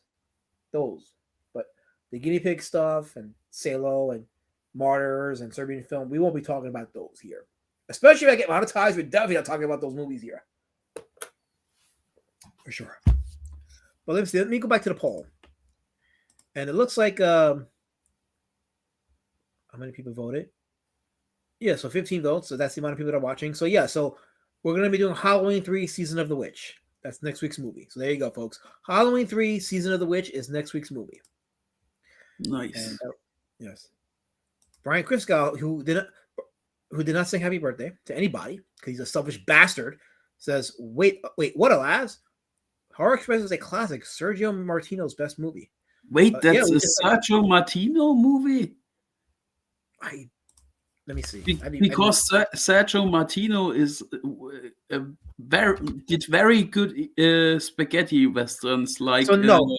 Okay, so Brian Kriskow, I don't know what he's on, but it's Eugenio Martin. Eugenio Martin is the director. And I'm looking at it right now, and he doesn't have his pseudonyms, so that's his name, Eugenio Martin. You got the wrong guy, guys. This is the perfect example of an uncultured bigot. Sergio Martino is not Eugenio Martin's name. Are you sure, alas, Matt? I mean, I'm looking at it right now. I don't see any pseudonyms for him. Because Eugenio Martin did a lot of spaghetti westerns. Okay, but his name is not Sergio Martino. Wait a minute. I'm not wrong. Just because you guys want to challenge me because I dare to speak against status quo doesn't mean I'm wrong. I'm very right.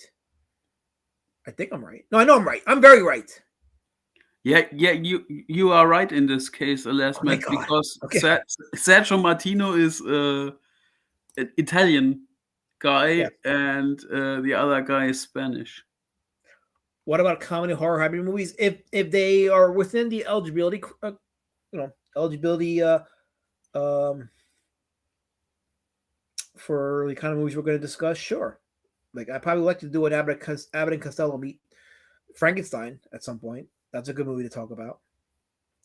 Hannah's taking time off from crafting to say the Q word. Hey, So- Hen. Gaslighting me is never a good thing. Ever.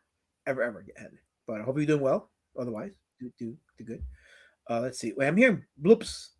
Did people join my safe space? Let me see. I think I got some new people. No, I did not. No, nobody joins my safe space because nobody wants to be in my safe space because you think it's all peace and love. No, it's about productivity and growth, helping our community. That's what it's about. So let's see. Scroll down more. People with your Carolists. Oh, crap. Evil Dead 2. Maybe Evil Dead 2, but I think I can't talk about Evil Dead 2 without talking about Evil Dead, and I can't talk about those two without talking about Army of Darkness. But what's your question, Angela? I'm sorry. I'm trying to skip the Carolist propaganda in the chat. So if I miss your question, just please type it again. I will read it, but just type it again. Once you super chat me money, it won't be an issue anymore. But just until then, I'm dealing with a bunch of racists in my chat, and they're just typing nonsense, and I have to scroll through it. So if I missed your, this is your question. Oh, this is your question. This is what I have to pause the stream for. Really, Angela, really? We should really talk about Sleepaway Camp. I should now because of that, right? Oh wait, Kaz is a last mat. Now listen. Get monetized, and I expect you to post a video of a Drake short at least once a week. It's evergreen content. It gets exposure for Drake, and you might make money. Once that happens, I will be doing that, and I really will get back to doing like the Street Champion Cult Cinema reviews. Have you ever seen those, Helmet? Which one? So Rover Drake used to do a series of horror reviews. Oh yeah, I saw the Halloween ones that you did on Halloween, the marathons. Right, no, those are sleepathons. But I actually did a series of like short 15-minute videos where he actually reviews movies. Let's see, should I show one now, or should I wait till next week and show that? Do it as an intro. It's not a bad idea. I should probably open up next week's communitah Spook review with one of his reviews, and then like if the reception is good, I will go and do more of those, like do some original ones and have them like one every week. So like I'll show it on the stream, and then I'll do it as separate videos, and then make short videos out of it too. So that might be a good idea. But I gotta see where the trend waters take me, because I do want to do more edited content for these streams, for the horror theme streams. So that's the plan. Anyway, it's 9:49. We're almost up to 2-hour mark, and the chat has totally stunted and derailed itself into stuff that means absolutely nothing to the conversation. Imagine being into a lasmat and he brings you home and you realize he has not one but two little gay dogs. You know what? I don't know why Link hasn't been banned yet. I don't know why he hasn't been banned yet. And then Ryan Crisco adds to the earlier conversation about Peter Cushing. That Cushing just lost his life people making this movie and nearly dropped out, but his friend Christopher Lee insisted he honor his contract. He wanted to be close to him and offer his support. That's part of that will probably explain why Cushing wasn't as active in the movie as Lee was. So we did have that conversation, but yeah, that led into a conversation about widowhood and all that stuff, and you really see it with Cushing in his later years. So, Tim, you don't make my life better, especially when you're typing in words in the chat that can get me struck. Don't do that. Be better, Tim. For Allah's sake, be better. That's all I'm asking. Just be better. You can do those things. And then I will be doing more on-camera stuff too, because they say that people that are on camera streams like that have the creators on camera tend to do better, because it can get boring just being an avatar instead of just an actual human being talking, because you got people in the chat that want to say crap about me, but they don't understand. I'm real. I'm a human being. I have a real face, real body. I have a soul. I'm God breathed. So when you say crap about me, against me, you're speaking against the divine perfection that was done in my name and in my favor. So you can't do that, because that will be bad for you. And even says Allah who really. Yes, Carol, you have to look at it. And just for that, I am going to be on camera. And you're going to look at me, and you're going to like it, because you have no freaking choice. Now I am going to do it. Carol, be glad that he is not under the shower. Kirby, what's wrong with my face? What's wrong with my face? My face is lovely and beautiful. It's perfect. Why did you say... Helmet, why did you say these things? Because your shower streams were horrible. Not in I not in can't a good help your sense. PTSD. I can't help your PTSD. What do you want me to do about it? Let go and let God. What can I tell you? You are also responsible for me knowing that Prime has 3 nipples. Look, that's not my fault. Prime was a willing participant in that debacle. You have to go to him about that. I have nothing to do with Prime's body art. I just don't. And Manga wants to remind us that Crucivelli was half Italian by his mother's side, and Italian countess. Yeah, he had some reputable history. Crucivelli did. He definitely was one of the treasures of acting. I can draw you a more handsome avatar. I don't like the way you draw me. You draw me so weird and so exploitative, Kirby. Like you make me into the content, and people laugh at me. Like Kirby, like Helmet, he laughs at me. You shouldn't, because I am a work of art. I'm an absolute work of art. Yeah, Carol. Yeah, Carol. Good. Drop the tables. Drop the tables, Carol. Good. I'm glad. Good. You suffer. Great. That means there's justice in the world. Toss the tables. Do it. I'm glad. I'm so glad. Any last words, Helmet? Let me think.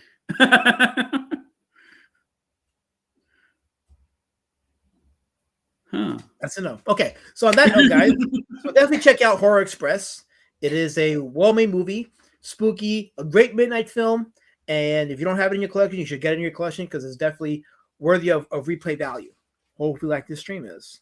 And on that note, while the chat gets really, really bad with their chats and their horrific insults, I leave you with the best outro out there, because fuck it.